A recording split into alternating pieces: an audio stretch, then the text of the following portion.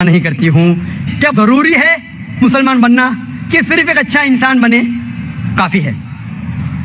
بہن، مسلمان بننے کے لیے سب سے پہلے اچھا انسان بننا ضروری ہے. اگر آپ اچھے انسان نہیں ہیں تو مسلمان بن ہی نہیں سکتے.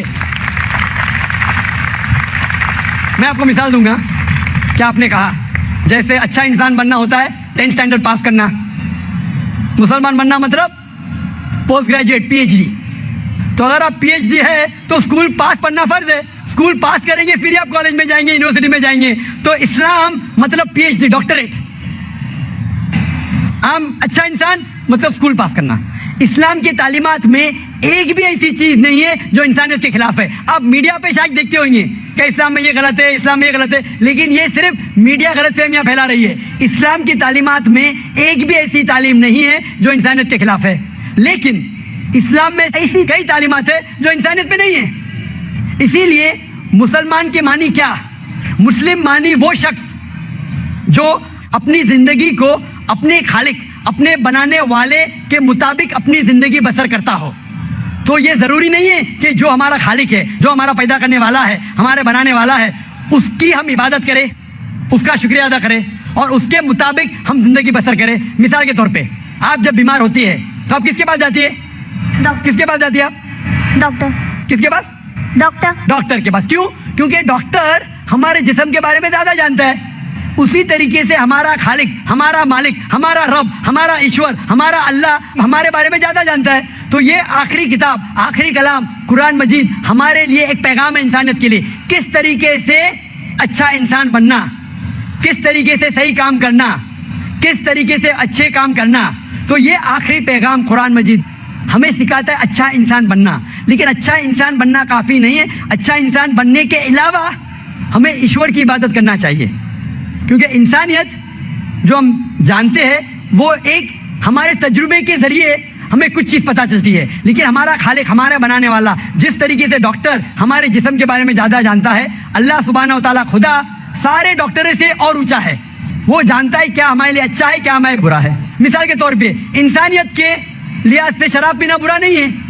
شراب پینا انسانیت کے لحاظ سے برا نہیں، لیکن اسلام کے مطابق سورہ مائدہ سورہ نمبر 5 آیت نمبر 90 میں اللہ تعالیٰ فرماتے ہیں یا ایھا الذین آمنوا انما الخمر والمیسر موسٹ سرٹنلی انٹاکسیکینٹ گیمبلنگ والانصاب والازلام، جوا کھیلنا اور پھانسے پھینکنا اور شراب پینا رجس من عمل شیطان، یہ شیطان کے ہتھکنڈے، فاجتنبوہ لعلکم تفلحون، آپ اس سے دور رہو تاکہ آپ سفلتا پاؤ. یہاں ہمیں ہدایت مل رہی ہے کہ شراب مت پیو.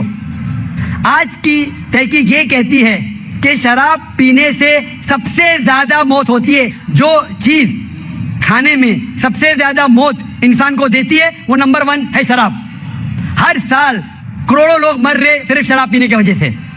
آج کی تحقیق کہتی ہے کہ جتنے بلاತ್ಕಾರ ہوتے ہیں اکثر 80% سے زیادہ جو بلاತ್ಕಾರ کرتا ہے یا جس پہ بلاತ್ಕಾರ ہوتا ہے یا دونوں شراب کی حالت میں ہوتے. تو شراب پینے سے بلاತ್ಕಾರ بڑھتا ہے، زنا بالجبر بڑھتا ہے.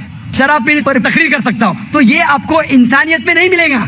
اسی لیے میں کہتا ہوں کہ اسلام مسلم انسانیت سے اونچا ہے اور ایسی کوئی بات نہیں اسلام میں جو انسانیت کے خلاف ہے. میں آپ سے پوچھوں گا کہ صرف اسٹینڈرڈ 10 پاس کرنا اچھا ہے کہ پی ایچ ڈی کرنا اچھا ہے؟ P H D. تو اس لیے صرف عام انسان بننا اچھا ہے کہ اچھا مسلمان بننا اچھا ہے؟ عام انسان. ایک اچھا انسان بننا صرف اچھا ہے کہ ایک اچھا مسلمان بننا اور اچھا ہے؟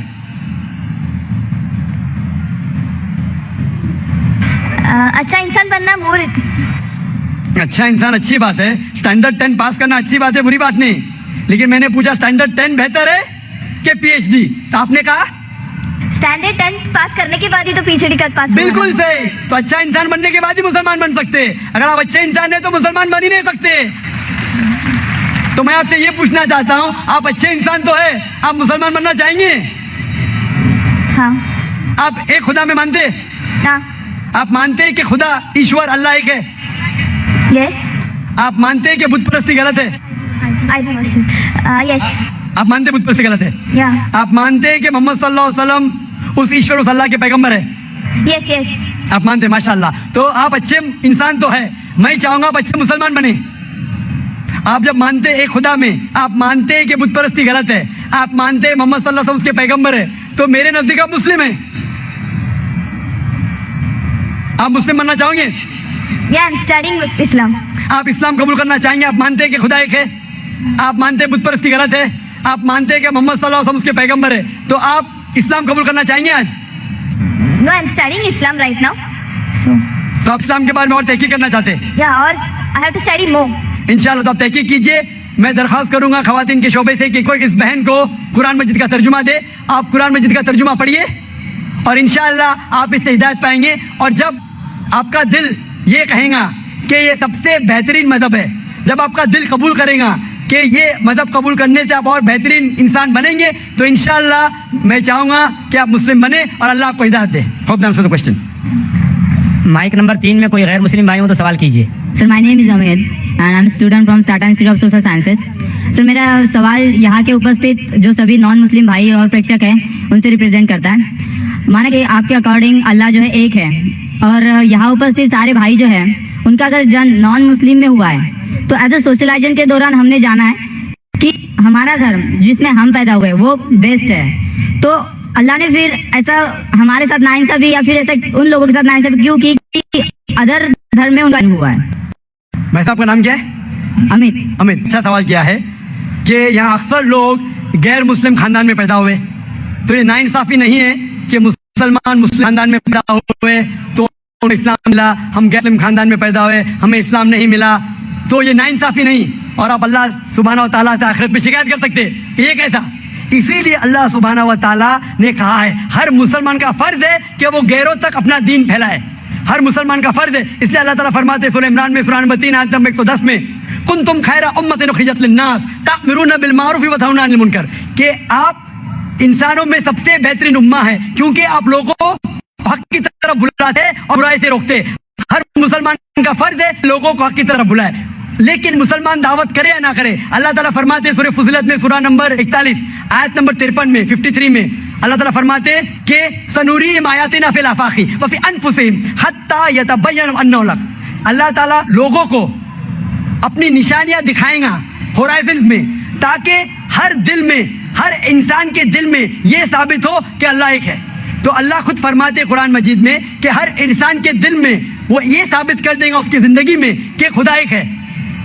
لیکن ثابت کرنے کے بعد وہ انسان سوچنے لگے گا اگر میں اسلام قبول کروں گا تو معاشرہ کیا کہیں گی, ارے میرے والدین کی جائیداد سے میں بے دخل ہو جاؤں گا, ارے مجھے دھندے میں مشکل ہوں گی, میرے دھندے میں نقصان ہوگا. تو آخرت کے دن پہ اللہ تعالیٰ سے آپ یہ نہیں کہہ سکیں گے کہ آپ نے ناانصافی کی. اللہ تعالیٰ ہر انسان کے دل میں یہ ڈالیں خدا ایک ہے.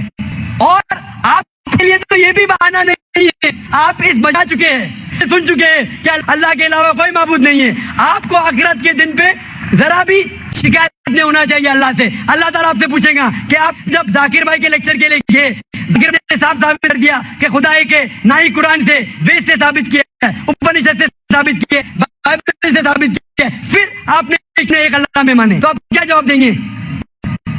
باقی غیر مسلم تو بعد میں دیکھ لیں گے, میں آپ کے بارے میں پوچھتا خدا کو کیا چاہیے آخرت میں؟ Actually sir I am not believing on God. میں خدا کو نہیں مانتا ہوں کیونکہ اس کا ریزن بھی اس طرح سے ہوتا ہے. آج دور بیچ میں ہم ایسے حادثے دیکھتے ہیں, اگر بم اٹیک یا پھر باڑھ یہ سارے ایسے حادثے ہوتے ہیں وہاں بے گناہ لوگ چھوٹے چھوٹے بچے تک کی جان چلی جاتی ہے. اگر اللہ واقعی ہے تو پھر جو بے گناہ ہوتے ہیں وہ لوگ کیوں مرتے, جو چھوٹے بچے ہوتے ہیں ان کا مرتیو کیوں ہو جاتا ہے؟ بھائی صاحب کا سوال ہے کہ وہ خدا میں نہیں مانتے کیونکہ اگر خدا ہے تو بے گناہ کی موت کیوں ہوتی, بچے لوگ کیوں مارے جاتے. پوچھ رہے ہیں کہ ٹیچر رہتے تو بچے فیل کیوں ہوتے, ارے جو بچے نہیں پڑھتے وہ فیل ہوتے. ڈاکٹر ہے تو لوگ کیوں مرتے, کیونکہ اللہ سبحانہ و تعالیٰ کہتے ہیں قرآن مجید میں کہ ہم نے تمہارے اولاد, تمہاری بیویاں, تمہاری دولت کو ایک فتنہ جیسے پیدا کیا ہے. فتنہ ہے مطلب آپ کے لیے امتحان ہے. ایک امتحان ہے کہ اگر آپ کے بچے مریں گے پھر بھی آپ کو اس ایشور پہ بھروسہ ہے کہنے. کوئی بھی بچہ جب مرتا ہے بم بلاسٹ سے وہ جہنم میں تھوڑی جاتا ہے, بچہ مرا تو جنت میں جاتا ہے. اللہ تعالیٰ آپ کا امتحان لے رہے, اس کے والدین کا امتحان لیتے کیا بچے مرنے کے بعد پھر بھی آپ کو ایشور پہ بھروسہ ہے کہنے. اور یہ جاننے کے لیے ایشور کے بارے میں آپ میری تقریر سنیے, کیا قرآن خدا کا کلام ہے. آپ وہ میری DVD دیکھیے, کیا قرآن خدا کا کلام ہے. انشاءاللہ اگر آپ کھلے ذہن سے یہ تقریر سنیں گے انشاءاللہ آپ کو یقین ہوگا کہ خدا ایک ہے اور آخری کلام قرآن مجید ہے. انشاءاللہ. آخری سوال آخری سوال یہاں کوئی غیر مسلم ہے؟ یہاں इंशाल्लाह वक्त की किल्लत की वजह से आखिरी सवाल रहेगा.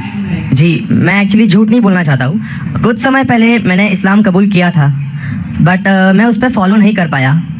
कुछ मजबूरी के कारण हो सकता है मैंने किया हो, कुछ पाने के कारण, बट मैंने इस्लाम को जाना, मैंने नमाज पढ़ना चालू किया, मैं हर एक चीज़ जाना जो मुझे आज काफ़ी अच्छी लगती है. तो मैं ये नहीं कहूँगा कि मुस्लिम नहीं हूँ, बट मैं आपसे सबके सामने कलमा पढ़ना चाहता हूँ.